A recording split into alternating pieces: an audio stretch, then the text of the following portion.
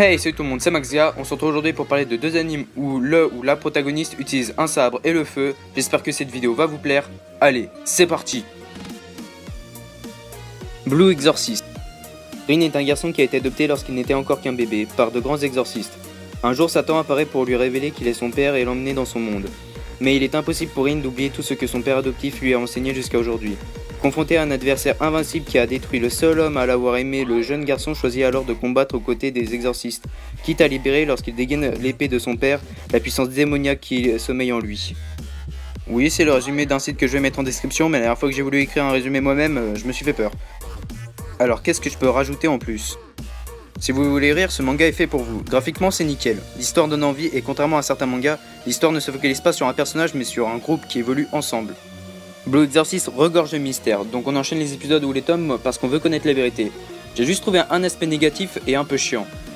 Ils sortent un tome tous les 6 mois, du coup ça a tendance à me foutre un petit peu le seum. Bon allez, on passe au suivant. Shakugan no Shana. Un jeune lycéen, Yuji Sakai, voit le monde se figer autour de lui alors qu'il rentrait tranquillement de l'école. Apparaissent alors deux monstres qui dévorent les gens, comme suspendus dans le temps autour de Yuji. Alors que le monstre s'intéresse à cet humain qui peut encore se déplacer, une jeune fille à l'aura de feu, une flamme Haze, apparaît et tranche le Rin ainsi que Yuji. La jeune fille lui explique alors qu'il est déjà mort depuis longtemps et qu'il a été remplacé par une torche, une âme temporaire de substitution. L'ami qui l'accompagnait, Yukari Hirai, se révèle avoir été remplacé par une torche à la fin du combat. Celle-ci tombe peu à peu dans l'oubli collectif puis disparaît au bout de quelques jours. Shana, ayant assisté à son évaporation, récupéra un peu de sa flamme et prit sa place dans le monde des humains. Depuis, ses camarades de classe l'appellent Hirai, sans avoir remarqué quelques différences avec la précédente Hirai. Paradoxalement, l'existence de Yuji persiste. Shana, la flamme Ace, doit alors veiller sur lui malgré son ennui car il s'agit d'un mist, renfermant un pouvoir puissant, un Ogu du nom de Reiji Meigo, lui permettant de rallumer sa torche tous les soirs à minuit. De ce fait, son intégration à la classe de Yuji l'aide fortement à être à ses côtés en permanence. Elle se révèle également très intelligente et terrorise certains de ses professeurs. Yuji, désormais certain de ne plus disparaître, décide de l'aider activement dans sa lutte contre les Tomogara de Guz, seigneurs d'un monde parallèle dont une partie utilise la force d'existence des humains pour gagner en pouvoir.